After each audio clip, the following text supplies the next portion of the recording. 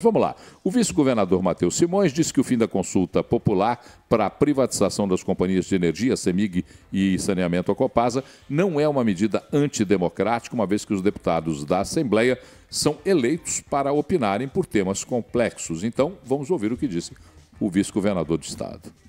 Você fazer consulta popular sobre venda de um ativo é um erro.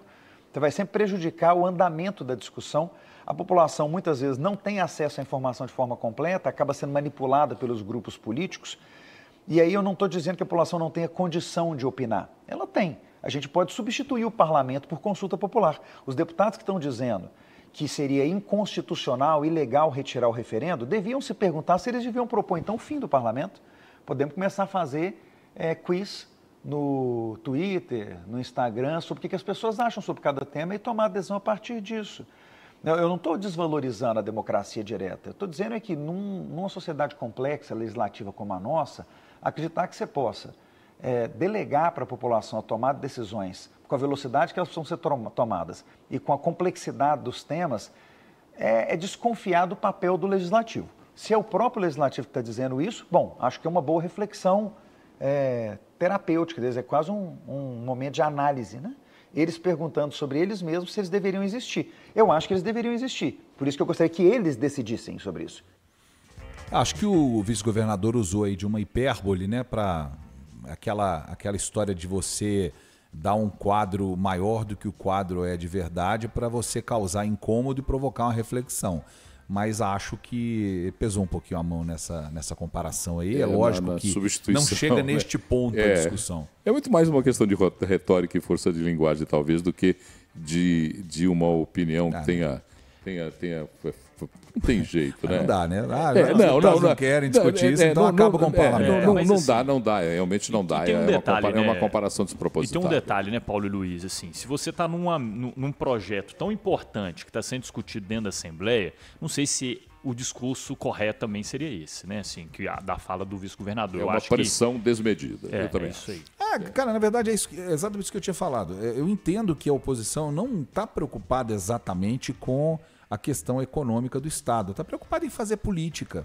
Nós estamos na véspera de um ano eleitoral, tem que fazer o governo sangrar, é assim que a oposição enxerga, então vai bater onde puder bater, vai impedir o que puder impedir de andar, porque se acontece essa vitória também é ruim para eles. Essa questão foi muito abraçada pelo vice-governador, professor Matheus, e que é pré-candidato. Então a oposição está fazendo o que entende ser o papel dela. Politicamente está ok, mas na prática é o que eu sinto falta de informações claras para a população. Entendo também o que o vice-governador disse, a população acabaria sendo manipulada, como é de fato sempre, inclusive no processo eleitoral. Se a gente fosse levar para esse lado que o professor Matheus disse, então para que a gente tem eleição direta? Verdade. Para que a gente tem? Essa população também não pode opinar sobre isso. Exatamente. Então a gente vai ampliando essa. Eu acho que não é o caso. De fato, não é o caso. Acho que houve uma pesada de mão aí, por isso. Porque você pode aí falar, beleza, então por que a população escolhe governador, por que a população escolhe prefeito, se a população não pode opinar? Então acho que pode, mas deveria haver, eu concordo que é uma utopia.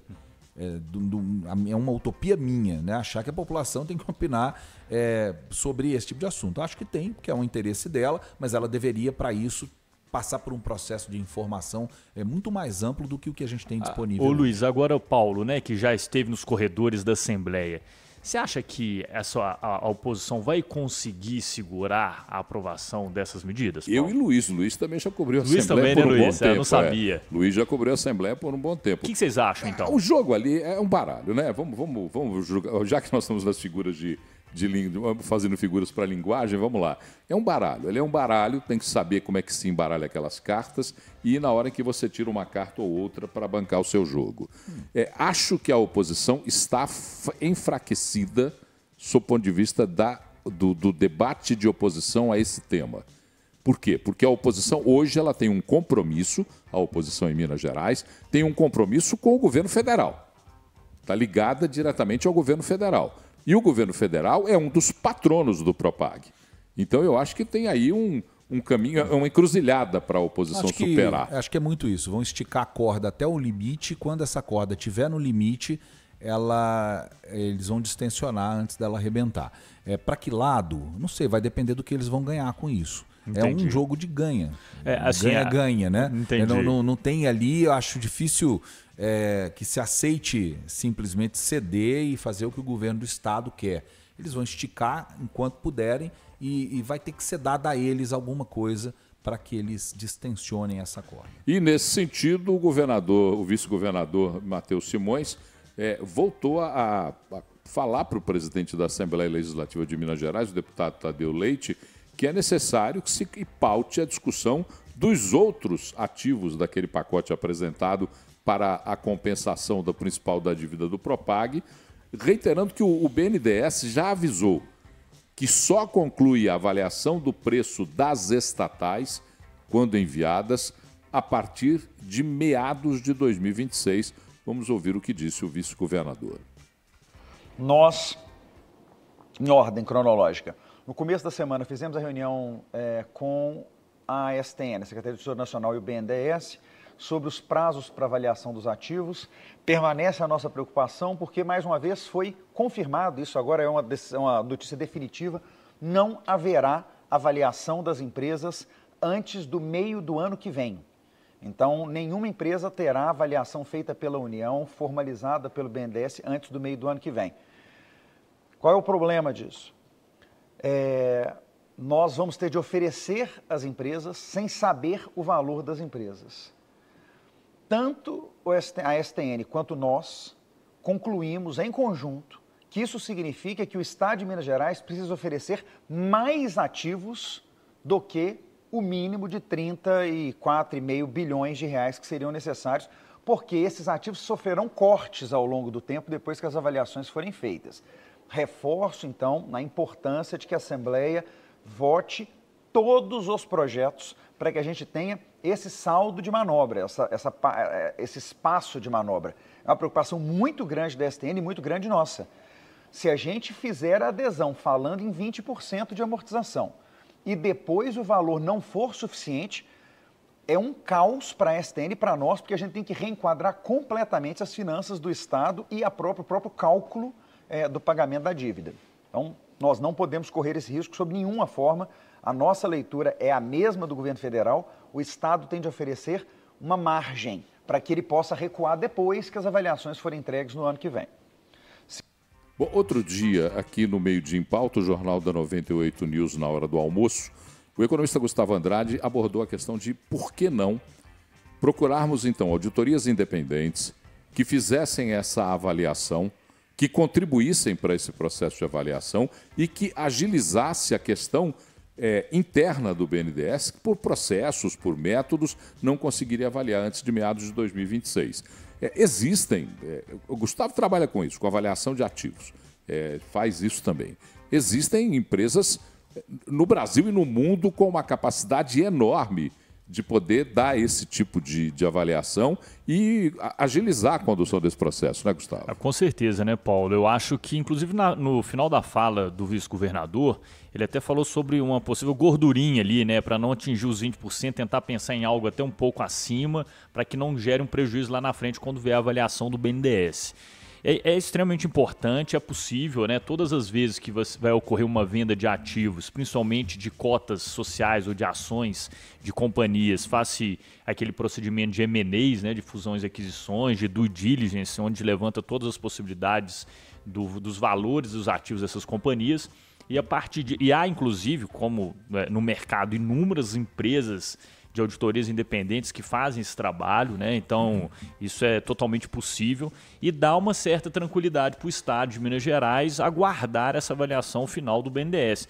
Inclusive, Paulo, não sei se o BNDES vai diretamente realizar essas avaliações, se ele vai contratar, inclusive, uma consultoria, que o BNDES já faz isso para outros modelos, por exemplo. Quando o BNDES ele desenvolve, a Caixa Econômica Federal também desenvolve modelagens financeiras e jurídicas para concessões de parcerias público-privadas, eles contratam consultores para desenvolver essas avaliações, desenvolver esses estudos, né? E a gente, inclusive, já desenvolveu e está desenvolvendo para alguns estudos, por exemplo, da Caixa.